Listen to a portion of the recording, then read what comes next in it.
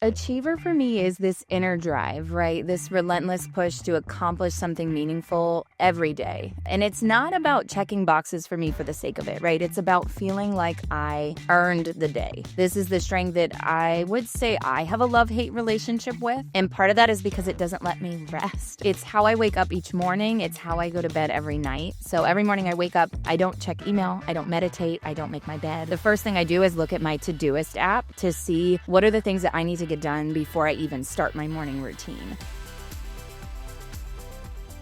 Hello and welcome, Season 3 of Coach to Coach. Today, we are talking about Achiever. I have with me Kelly Dries and Aliza Litke, and we are going to dive in to this amazing strength shared by more people in the world than any of the other 33 strengths. Kelly and Aliza, welcome. Thank you. Thank you for having us. Welcome. Thanks for having us.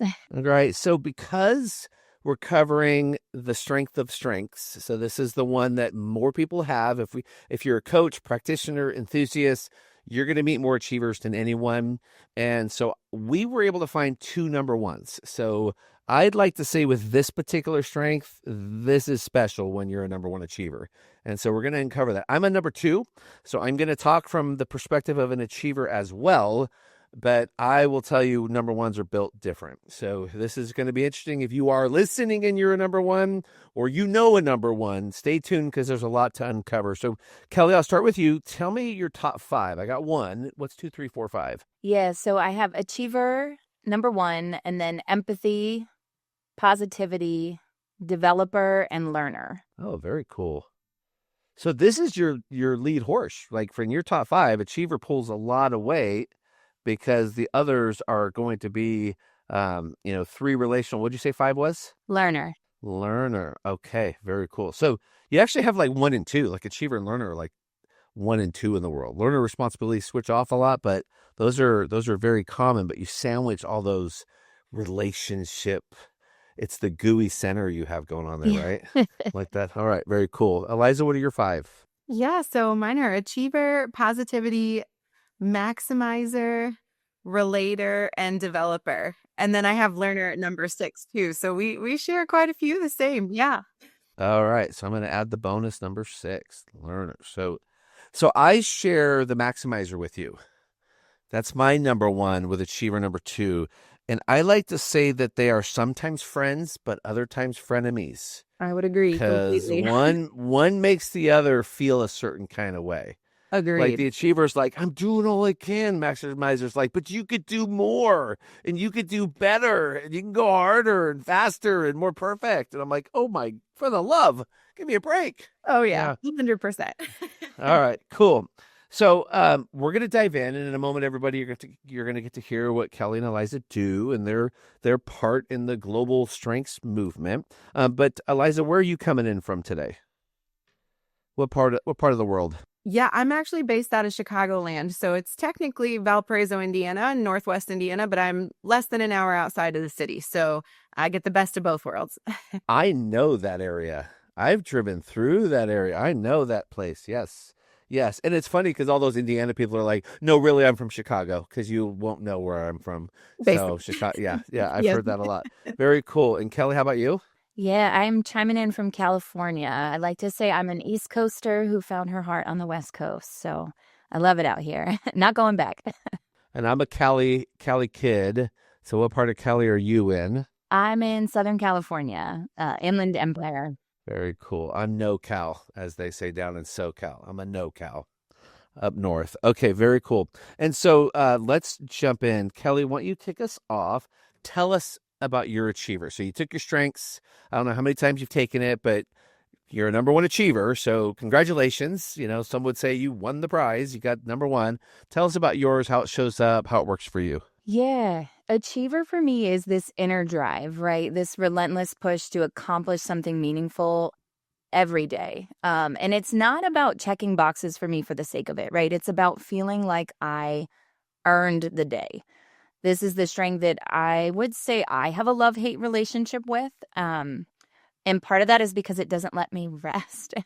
So it's how I wake up each morning. It's how I go to bed every night. So every morning I wake up to check I don't check email. I don't meditate. I don't make my bed, right? The first thing I do is look at my Todoist app to see what are the things that I need to get done before I even start my morning routine. My partner finds peace in a cup of coffee in the morning. I find peace in knowing what I have to do that day. So my to-do list is almost like my meditation, and sometimes it can be my burden, but most of the time it's where I find peace, right? So what does my morning look like in terms of what I need to accomplish before I get my kids ready for the day and out the door? At night, I end the day looking at my Todoist app to see what do I have to prepare for the next morning to make sure that I've checked everything off. And I could be in bed, and if I look at that app and there's 2 things that I need to do, I will get up out of bed and I will get them done before I go to sleep. So I see Aliza laughing. I'm glad to know I'm not alone. All day long, right? I live and breathe by that list. I still want to pause you on the to-do app meditation, because you could like do a book on that alone. like for all the rest of us whose brains don't just slip into meditation, and we're all like, you mean you do nothing? Like you just sit and think and do nothing?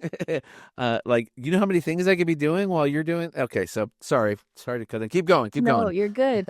I think it's just, for me, if it's not on the list, it doesn't get done. And I know you mentioned relationship building is my dominant domain. So I can't separate my achiever from the work that I do for other people in my life. So even if it's calling my mom or texting someone back, it has to be on my list, or it's like it doesn't exist for me. So I think that's great, because I will never forget a birthday, because I have a project tab on my Todoist that has like 450 people on it whose birthdays exist out there, and I will message them or call them on their birthday.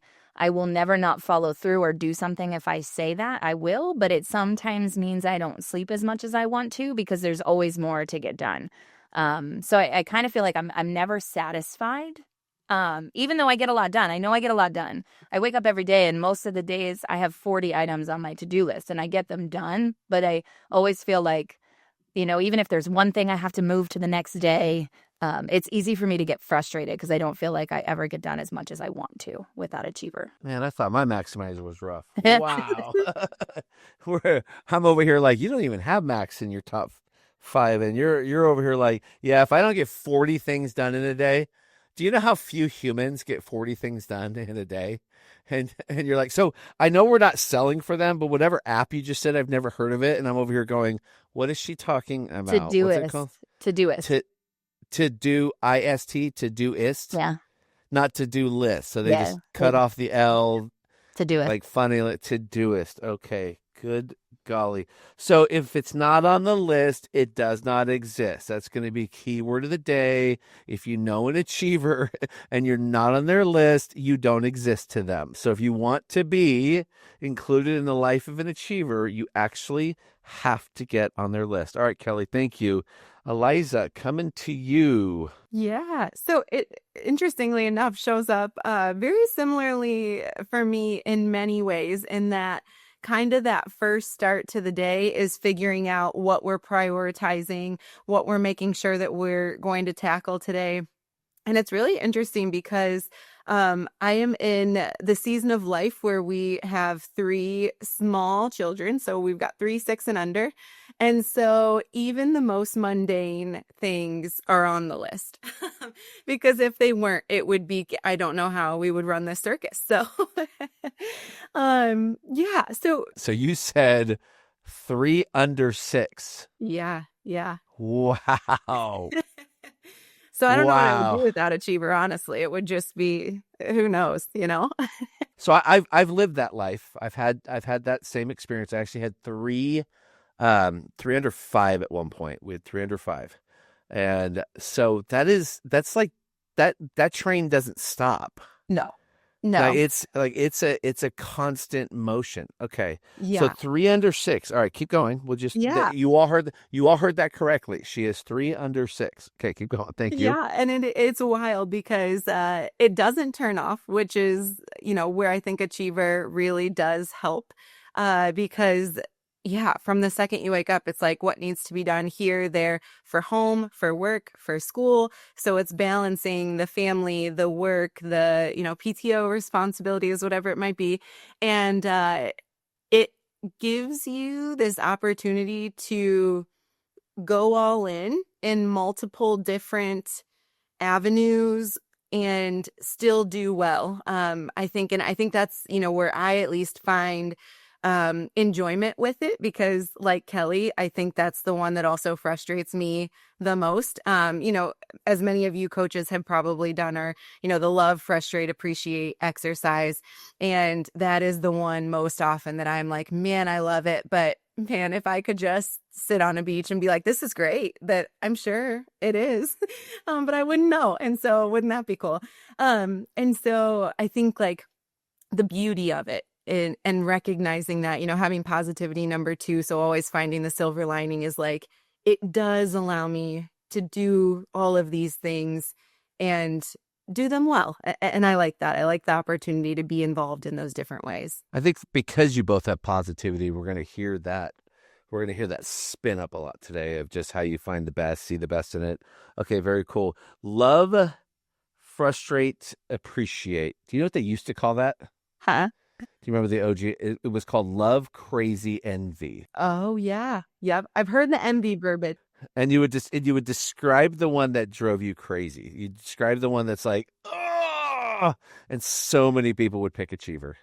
So many would be like, oh, I love my achiever, but sometimes it doesn't love me back. It's a tough one. And that envy of like, how do you people unplug like that? How do you do that? And being a high achiever, I did the podcast on adaptability, and I'm listening to these two adaptables, and I'm like, what would that be like? Like, what does that feel like? And I just had to resolve, I think you're going to live longer than me. I'm probably going to get more done than you, but you're going to live longer than me. For sure. My list is going to be different than yours, but yeah, you're going to live nice, long lives. You'll able to throw it off. Okay. So I want to ask you both this question, and you can decide who takes it first. One of the challenges of being an achiever that is very common is that work can become more important than people. So task over time with people, work can become something that we find satisfaction in it. Even though you both did a great job of mentioning tasking, relationships, tasking, where things go. But I really like, Kelly, what you said in terms of it's not on the list, it doesn't exist, right? So curious how you both have, one, experienced it, but two, because you've coached plenty of achievers, just how you see that for all of us achievers out here. This is therapy time. How do we get to that place where work doesn't dominate our lives? That's a great question. Yeah. So I think, to Kelly's point about putting the little things on your list, the reaching out to mom or doing something nice for somebody and putting that on the list, I think that really helps make sure that we are staying on top of it. I'll be totally honest with you, and my husband would, have my head for saying this, but when I start to make my list of like house project things that we're working on, he will go back onto my list and be like, love my husband, play with my kids, hug my husband. Right, because it falls off so easily when you're thinking about all the other things. He's over here like, I need to be on that list because I'm not gonna get in the program if I don't make myself available. That's fantastic. Right. Yeah. So I do think there's a component to that of like making sure that those little, because it doesn't mean it's not meaningful to us, right? It just means that in the grand scheme of making the list, like people don't typically have to or need to put relationship type things on a list. And so that is our way of leaning into it. Okay, so I'm going to come back to this question. So let's remember to put a pin in this. But you two have a wonderful advantage, in my opinion, because you have 3 relationship building with your achiever. Okay, so my relationship doesn't show up until 14 on the list. It's my first one. So it's all other domains. And so what you just described, I'm actually over here going, gosh, that's good. Because if I don't schedule it, like if I don't schedule like buy wife flowers, tell her I love her, take her to dinner, like remember you're married, like all these really important things of like, if you're listening, honey, I always remember I'm married. I'm going on year 32, so we've been at this a while. Like all of that, but that has to help with high relator, both of you had developer, positivity, empathy. So very cool. So I want to jump over to you. All right, Kelly, tell us what your thought is on that when it comes to work more important than people. Yeah. Well, I feel like in something I do, I have on my to-doist, anybody who is really important to me is a project tab on my to-doist, which sounds so terrible. But my partner, both of my children, my parents, good friends of mine, and they have tasks every week. So, and for some every day. So my children every day, my first two priorities are make my kids feel loved, make my kids laugh. And I will not check them off until I have heard giggles, or that I feel like I have shown my love and appreciation for them every single day. So those are the top two above anything else. They're red on my to-do list. They're at the top. Make my kids feel loved and make my kids laugh. How do you know that they feel loved? What's your, because you're helping a lot of people right now. So how do you do that? I mean, I find at some point throughout the day an opportunity where I can just go up to them and say, I love you so much, and give them a huge hug. You're so important to me. Thank you for choosing me to be your mom, right? So things that can just make them feel that from me. And I guess I know it back because they hug me back and they say, like my little 2-year-old will wake up and say, oh, I love you so much, mommy, right? So I feel the love back for sure. And we are constant readers of How to Fill Your Bucket by Tom Rath, the kids' book of it. So they're always like, you're filling my bucket, mommy, right? So we talk about it in this house and they know. And my husband's on that. So I have a recurring task for him. I don't do it every day because it feels like too much. But every day I say, like, share a compliment. Go out of your way to share something kind that you notice your husband doing. And I think it's every other day because it would be too much every day. If he's listening, honey, I love you. But I do it every couple of days so that I don't overkill it. But so that he knows, and I'm finding ways to spot that in him. And I think for me, it's hard for me to separate achiever and empathy. And I think empathy impacts it in a really good way in terms of how I can use my achiever to build strong relationships, and to make sure that I am remembering things. So, like, for example, I'm getting to the age where a lot of my friends' parents are dying. And when that happens, it goes on my to-doist a year out, so that every year it's a recurring task that I can message them on that day and say, I'm thinking of you. I'm here for you, right? I won't forget this day for you, and that it has meaning. And I do that if, like, a friend loses a pet, if, right, I remember the dates, not just the birthdays. If someone tells me they have an interview, even if it's someone like I've met and I've only had a small conversation, I'll put in my list, follow back up with that person and wish them good luck next week. They have an interview on this day, and I just throw it on my Todoist app. So I think that empathy for me is how I can help bring tasks for people into my list. And I feel like it brings out a highlight of my achiever for sure. What if the people you coach could navigate their total health and performance with the same ease as using Google Maps? Our friends at Wellbeing at Work help organizations turn fragmented programs and frustrated employees into thriving, high-performing teams. Wellbeing at Work acts as a GPS to enable total health and peak performance, pinpointing where your people are now, where they want to go, and the best path to get there. With Wellbeing at Work, coaches become credentialed navigators with personalized insights, proven tools, and human-centered support. If you're a coach committed to performance and care, Wellbeing at Work is your path forward. Navigating at scale from burnout to breakthrough is now possible. Visit podcast.34strong.com to find a better way forward to empower a healthier, more energized workforce. Again, that's podcast.34strong.com, Wellbeing at Work. That's good. That's very good. So the connection between your empathy achiever and remembering those dates, thinking about people from a personal side, it's a very powerful use of it. I can honestly say I've not thought of that one. That's a really good way to leverage that kind of list, right? I try to do the birthday thing very well, and we have employees, and so their work anniversaries, and we try to remember those sorts of things. Love that. Yep. Yeah. Yep. Yeah. Okay. Very cool. Do you both use calendars, like, to keep, like, are you pretty strict on your calendar and what comes up?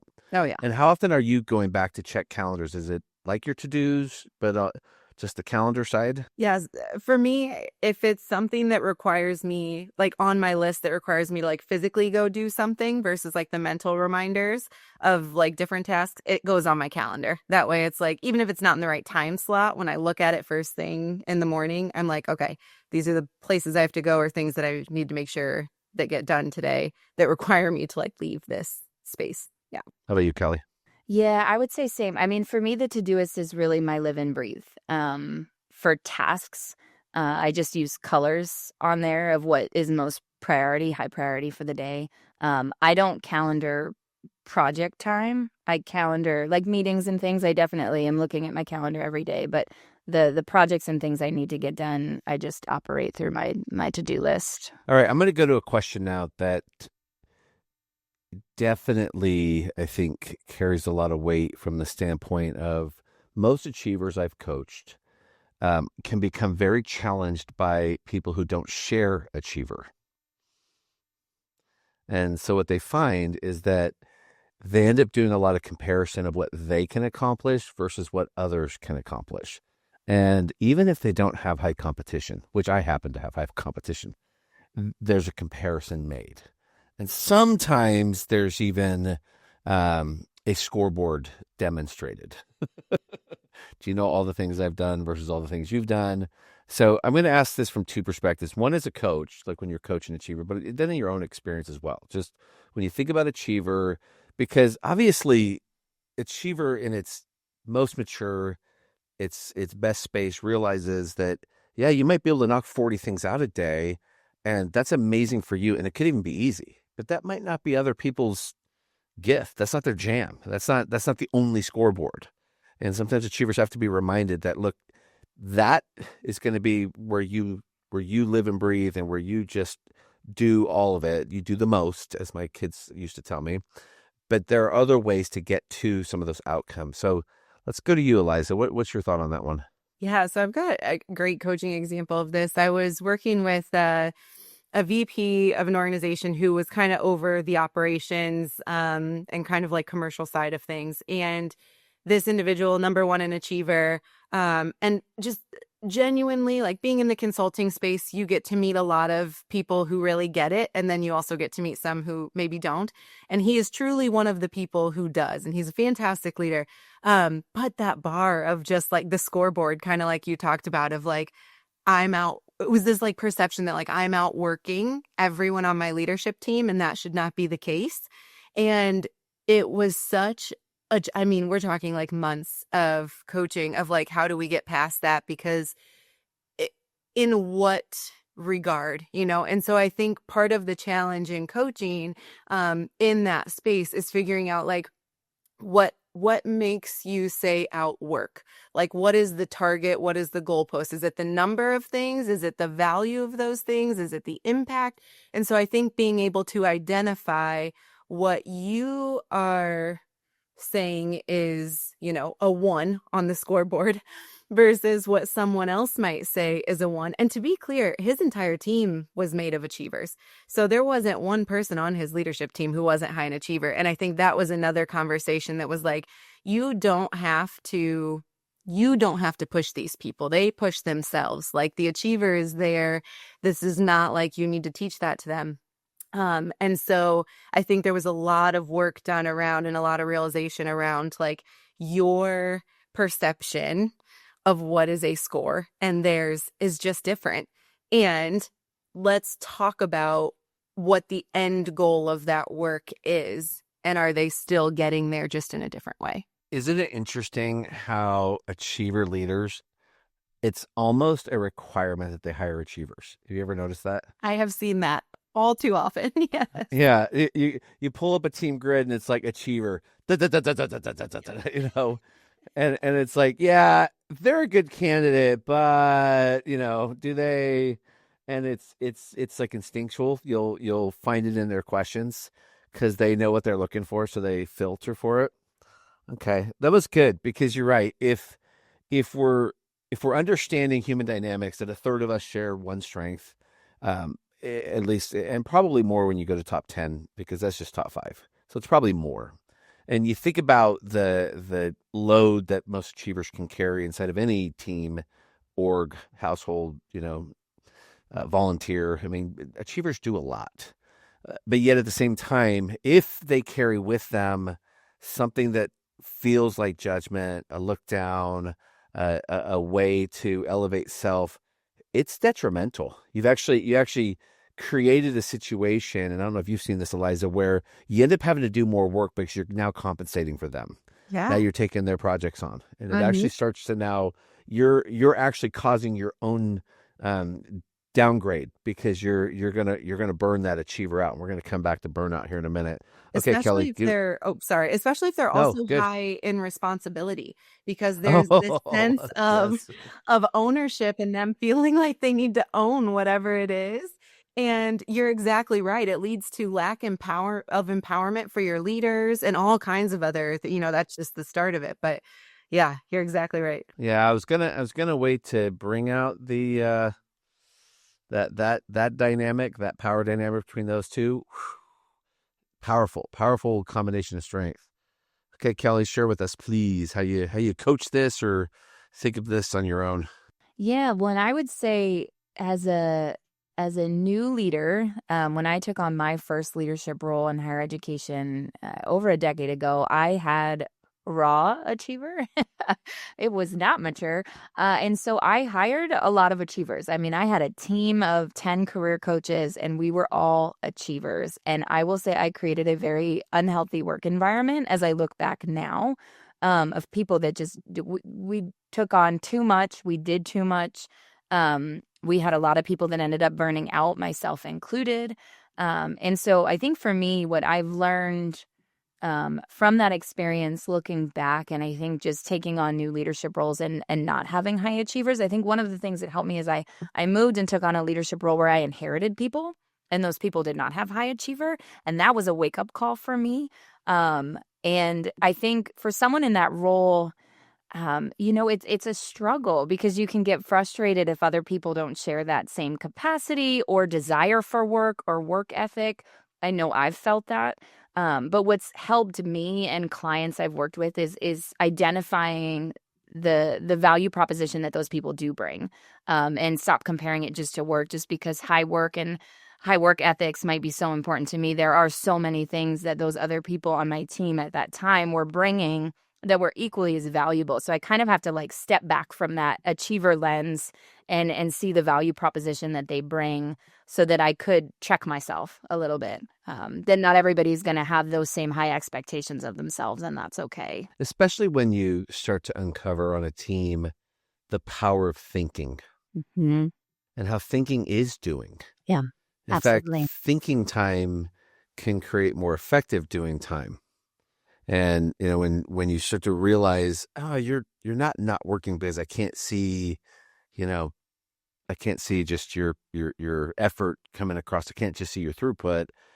But when you do throughput, or what you do bring to the team, adds all of this value, creates all of this momentum for us. Yeah, that's important because we've all alluded to it now, where achievers can say yes too many times.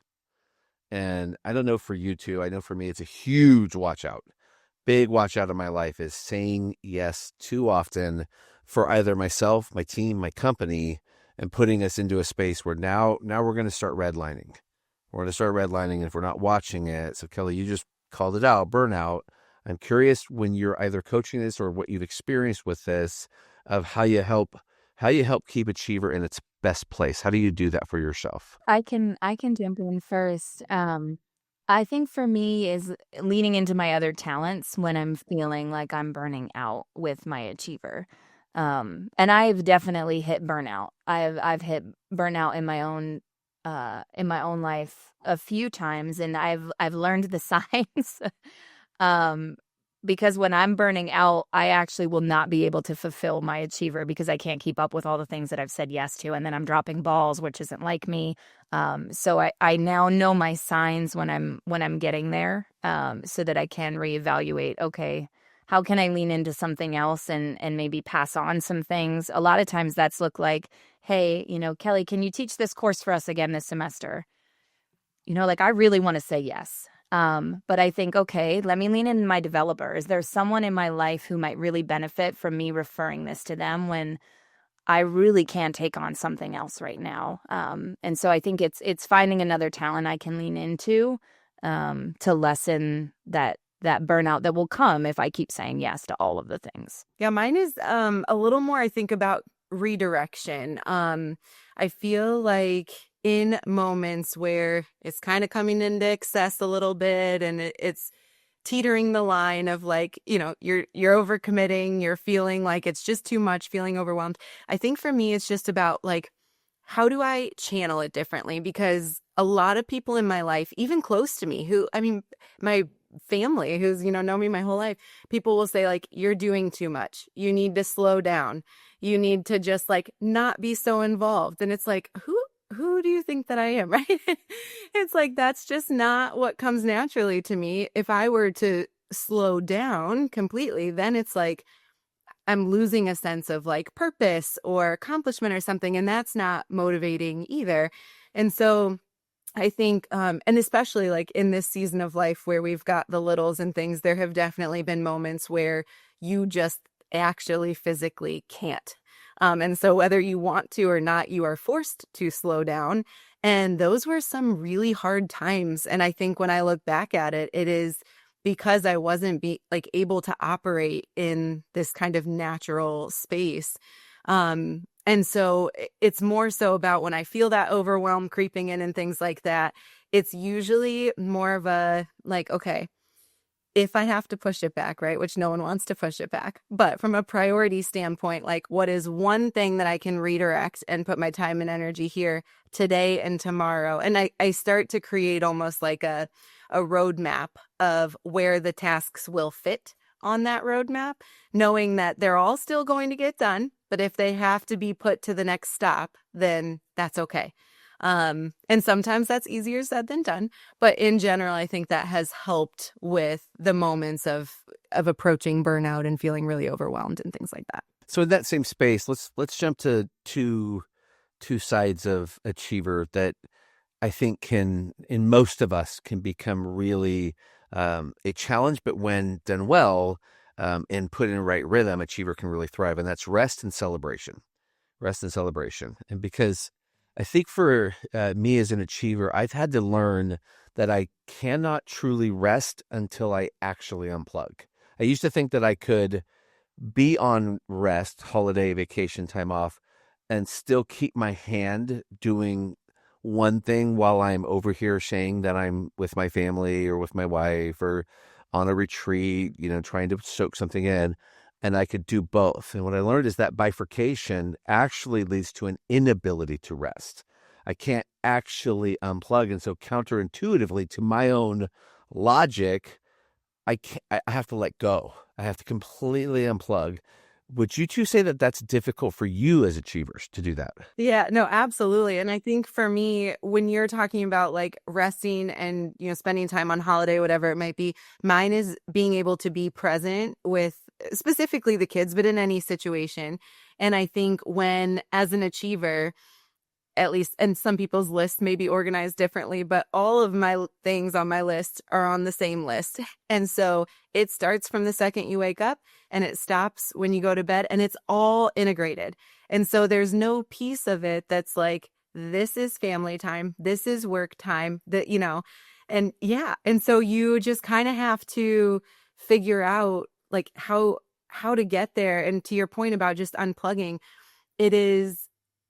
it doesn't seem like there's ever a good time to fully unplug. But I'm with you. Unless it is like my phone cannot even be in the same room, right? Otherwise you're checking like, and it doesn't even have to be notifications. It's just constantly going back to the list to make sure. Or it's like, is it done enough that I am okay with where we're at and I can let the rest of the day be whatever it's going to be? But I do think it's hard, but for me at least is so necessary in being able to be fully present without distraction or anything else. Yeah, I've had to turning notifications off on my phone. I had, because it was too visceral for me. I would feel it So if I saw it, like a red tag anywhere on my phone is like, must see what this is, must respond. Because people tell me like, I'll pull up my wife's phone every now and then to look for something, and she'll have like so many emails unchecked and so many, and I'm anxiety. like, how do you do this? How do you live like this? She looks back at me, she's like, because I can. It doesn't bother me, and I'm like, okay, I just can't touch your phone. I don't even get that. Like, how do you live like this? But in reality, I envy some of that. I go, oh my gosh, that must be amazing just to leave people on read. I just leave them there. Yeah. They may never hear back from me. I'm like, what? What? And so that rest component with notifications, Kelly, what do you do? How do you get to rest? Yeah. So I do and don't. I will say when I'm on vacation, I will put my to-doist on vacation mode because it is kind of like gamified that I'm in like the top 1% of achievers on this list every year when they give me my end of result, and it makes me happy because I do have my competition is in my top 10, and I like to be in the top. But I will turn it on vacation mode, so I don't touch that app when I'm on You vacation. so are making me want to get on this train right now. I know. I am listening today with my achiever competition going, oh, I bet I could be in that top 1%. Yeah, come on, join me. I am banging my list out too every day. I just don't get credit for it. All right, keep going. Sorry. So I turn that off and I actually go old school. So I'll make a list of things that I want to achieve on my vacation, which I know it sounds horrible, but some of that is just the reminder to consistently every day make my kids feel valued and loved and make them laugh. I also will read more when I'm on vacation, which for me is rest and self-care. I don't read to learn, I read to escape, right? And my achiever learner combo, I think, is probably the combo that makes me a little frustrated, maybe is the word. Because since I was as young as I can remember, I've read a book plus a week. Right now I'm averaging about 2 a week. And when I'm on vacation, I normally will do like 5 and just get them out. So I'm reading on vacation a lot, and that is self-care for me. That is how I rest and recharge, is when I have time to read. You know how we start our coaching business on a high, only to get absolutely overwhelmed by the business side of things? We're suddenly supposed to be a full-time salesperson, marketing funnel maker, email marketing expert, social media manager, customer service rep, and tech expert all in one. Yeah, overwhelmed. Well, Lisa Cummings, our strengths coach friend, created a membership that gives you an insane member vault that will blow your mind. All the tools, systems, and templates to save you time and money. It's the actual assets Lisa used at Lead Through Strengths to build a successful strengths coaching business. All the assets are yours to customize and make your very own. She even gives you 2 years worth of emails you can use to serve your customers. So check it out at podcast.34strong.com, Lead Through Strengths. Again, podcast.34strong.com, Lead Through Strengths from Lisa Cummings. Kelly, that's Unhealthy. That's probably no. I just want to pause because everyone else has to catch their breath. Hold on. It's amazing. I'm impressed. Aliza, did you hear 5 books on vacation? I did a week. Yes, a week. Did you hear that in a week? 5? I just want to be clear. Two in a week on a normal week. I have so many questions. Amazing. But okay. So she's like, I'm on vacation. I'm reading 5 books. I love it. With a 2 and a 4-year-old. Well, when they go to bed, I read. Yeah. I stay up later and I'll read. Wow. We got the right achiever on today. Wow, you two. This is awesome. Even the achievers out there are like, could I read 5 in a week? How would I do that? Okay, keep going. That's amazing. Does that actually rest? Like, do you feel rest when you read? I do. I love reading. So that's your ticket, because you're not learning. No, I'm reading. I love reading thrillers. I'm not learning much. Okay, so it's entertainment reading. Yeah. Okay. It's like people who binge Netflix. I binge books. Okay, on cool. Vacation. Do you listen, or do you go old school? Do you like? If I listen, I don't count it as a book read. I love everything about that.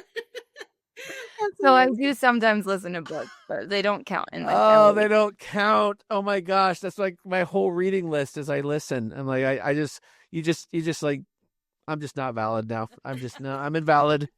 I don't read. Wow. Everybody, she's not speaking for the rest of us. Yeah, no, I'm not. Audible It's still mine. counts. You can still count it. Check the box. You're okay. That's amazing. Wow. 5 books a week. Audibles don't count.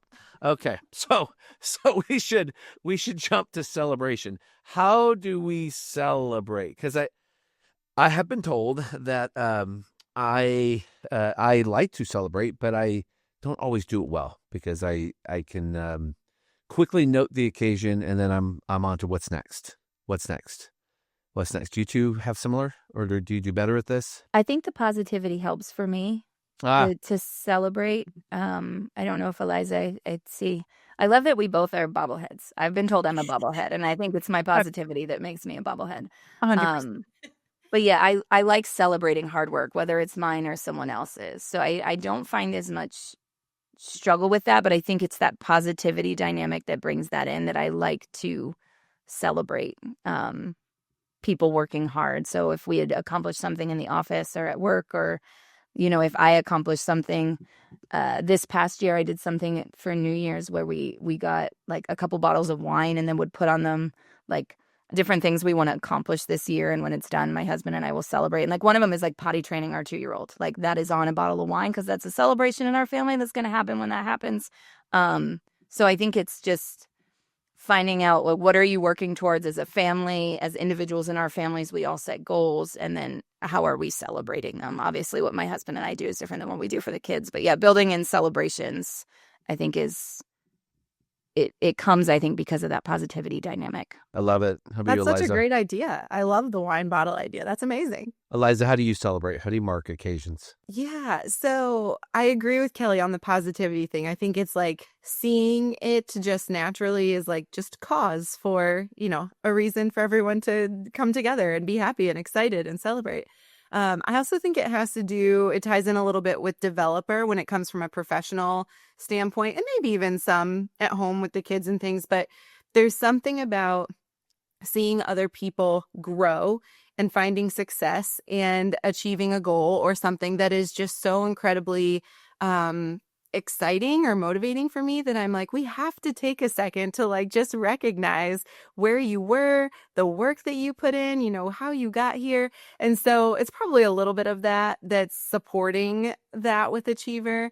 And then to be totally honest, like I also have to keep it front of mind, like on a list or a calendar, to just say like, hey, whatever it was, like if I knew that this was the deadline and whether or not it already happened or is about to happen, it's my reminder to bring it like to the top of the stack to say like, and we need to celebrate this. So there have definitely been moments where it's fallen off in just like the rush of the day to day, or like the tedious different tasks and things.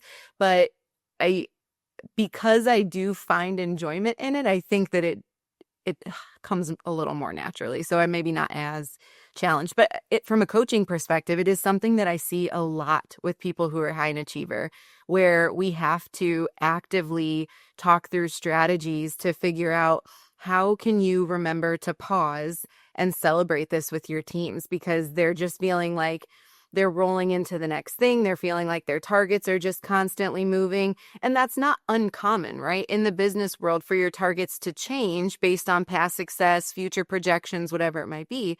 But if you're not pausing to celebrate it first, then it just feels like a constantly unreachable milestone versus like success and now growing because we found success. So it's just in the way that it's, I think, presented. Because I don't share positivity developer, I would say I have to work at this, especially pausing for recognition for team members, making sure that I'm celebrating milestones, because it can pass by quickly. That's personal and professional. I just have an awareness of that. I imagine you both have coached people like that, where they move fast, they go from thing to thing, especially exec level. What are some ways that you help achievers with that space of celebration and recognition? Yeah, that's a great question. So I think, especially for those who have entire leadership teams that all also have achiever, we try to build it into their actual strategy. So we're looking at, and it has to do with also like bringing people along, right? So we're looking at like, if this is your goal by the end of this quarter, by the end of this half of the year, whatever it is, then how can we create these check-in points? And I'm not going to lie, usually I am putting them on their calendars for them. And I am saying like, hey, end of Q1, we are touching base on this. And like, what are we going to plan for the team? And so it might have to start like that and feel a little forced or awkward from them. Not forced, but like there's more involvement on this end than we would like to see, in the future. But I think once they start to see it and they see their team appreciate it, then they build habits around it. And so it is one of those muscles that I think you have to flex on a very regular basis for it to be something that you can kind of carry through on your own. Yeah, I would echo that. And I really relate to that of like, I'll just put it on their calendar of like, let's chat about this. Let's get it on the agenda at the start of every meeting. How are you celebrating people's talents on the work that's being done? It doesn't have to be at the end of a project. You can build it in as just something that you do as part of a staff meeting, something that consistently is done to celebrate the work that's happening. And that will, I think for someone with high achiever who maybe doesn't have those relationship building talents in the top, I think it's showing that the productivity will increase the more you are celebrating people for the talents that they're bringing. And I think for me, that was always, I don't want to say the main goal, but I remember being told once, you're really nice, Kelly. Like as a manager, you're really nice to your people. And I thought, I'm strategic. Like this is me saying, I'm going to learn. I would, before people start with me, find out what are the things they like. Favorite everything, candy, place to eat, place to shop, favorite quote. And then I would put together an onboarding basket in their office on day one. Their favorite quote was printed and framed on their desk. Their favorite snacks and treats were in a basket on their desk. I learned the things they liked. And then at week one, end of week one, they got a card with a gift that was something they loved. At the end of month one, at the end of month 3, at the end of month 6, at the end of a year, right? Kept finding ways to bring back, hey, I see you, I value you, you are an important part of this team. And guess what? Productivity skyrocketed because those people were like, wow, for the first time in my professional career, someone is like seeing me, valuing me in the workplace in a way that I haven't been before. And that's not nice. That's strategy. Like, so I think also reframing for people, there is a lot of value in people's just wanting to be a part of the workplace when they feel seen for who they are and what talents they're bringing. So I think that can help an achiever. I've had some achievers that are like, that's not me. It's like, okay, well, let's look at the outcome of what this can do for you if these are things that you start doing with your team. And that can be a mindset shift for people. I love that because having the ability to be supported in what you both said, putting it on the calendar.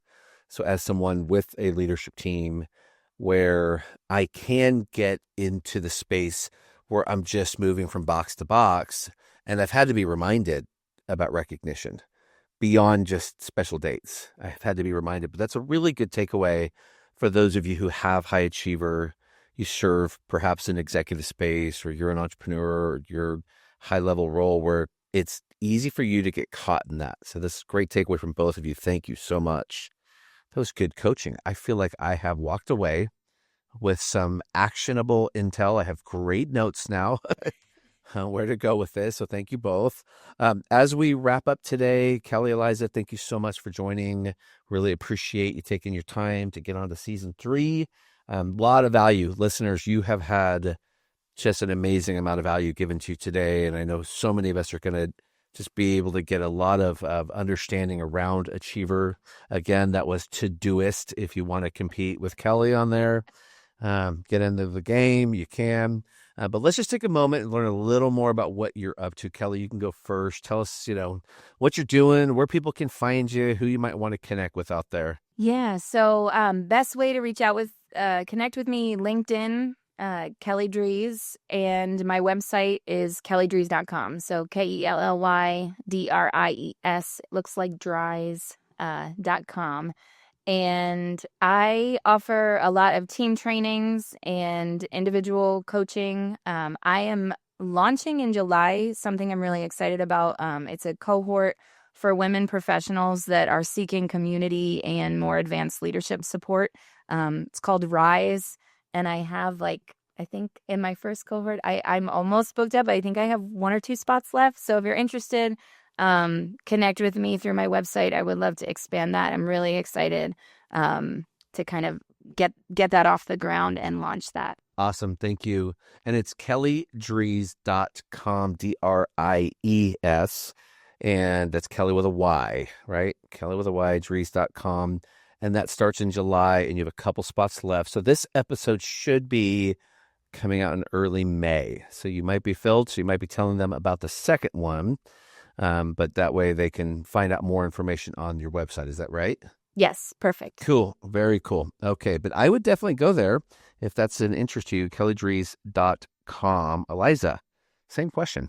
Where you at? What you doing? Who do you want to connect with? Yeah, thank you so much. So I'm operating in a coaching and consulting space right now, and I have had the privilege of working with groups ranging from, high school and university students to, global C-suite leaders and everything in between. And, my background is historically hospitality and retail, but in the past 5 years, really since COVID kind of took a toll on a lot of learning and development, coaching programs and functions within different organizations, I've been in a wide variety of spaces, and it's really feeding that learner because I am learning so much. And so, I am happy to connect and facilitate team workshops, leadership workshops, one-on-one coaching. We do a lot of fun things with students, so that's been a really cool opportunity.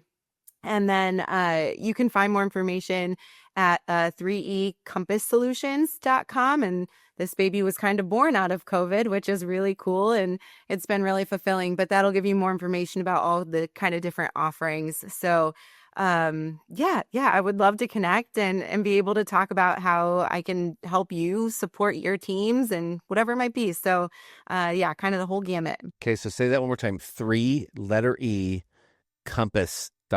Compasssolutions.com. Compasssolutions.com. The longest 3E, URL. compasssolutions.com. Aliza, Litke, are you both on LinkedIn? Yes. Okay. And you can find both on LinkedIn, these two #1 super achievers. Again, thank you both so much. As we wrap up today, listener, if you found today's episode to be super helpful, give you lots of great ideas, please do share with someone in your life.